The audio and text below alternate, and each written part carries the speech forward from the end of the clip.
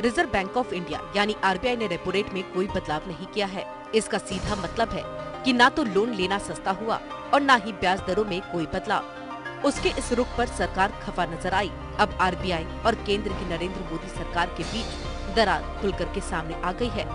RBI governor Urjit Patel के नेतृत्व वाली मौद्रिक नीति समिति ने रिजर्व बैंक के रेपो रेट और रिवर्स रेपो रेट की दरें जस की तस रखी, जबकि मोदी सरकार चाहती थी कि ये दरें कम की जाएं।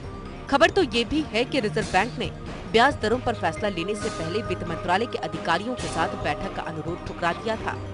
पिछले साल अप्रैल में मुद्रास्फीति की दर 5.47% थी, जबकि इस साल 2.99% रही।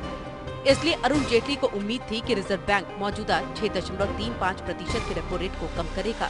रिजर्व बैंक की ओर से ब्याज दरों की घोषणा से पहले वित्त मंत्री अरुण जेटली ने कहा था कि ब्याज दरें घटाने के लिए ये मुफीद वक्त है, क्योंकि मुद्रास्फीति नियंत्रण में है और मॉनसून के भी समय पर आने की उम्मीद है।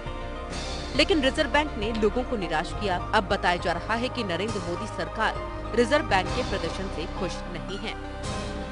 केंद्रीय बैंक ने रेपो रेट की दर 6.25% पर बरकरार रखी है और रिवर्स रेपो रेट को 6% पर कायम रखा गया।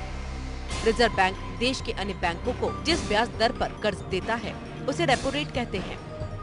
बैंकों के लिए ये रेट अपने ग्राहकों को लोन का ब्याज तय करने के काम आता है। इसी तरह देश के सभी बैंकों को एक निश्चित कैश के रूप में इकट्ठा सारा कैश रिजर्व बैंक के पास रखना होता है। इसे रिवर्स रेपो रेट कहते हैं। रिजर्व बैंक इस रिवर्स रेपो रेट पर जमा कराए गए कैश पर बैंकों को ब्याज देता है। आकांक्षा सिंह, APN।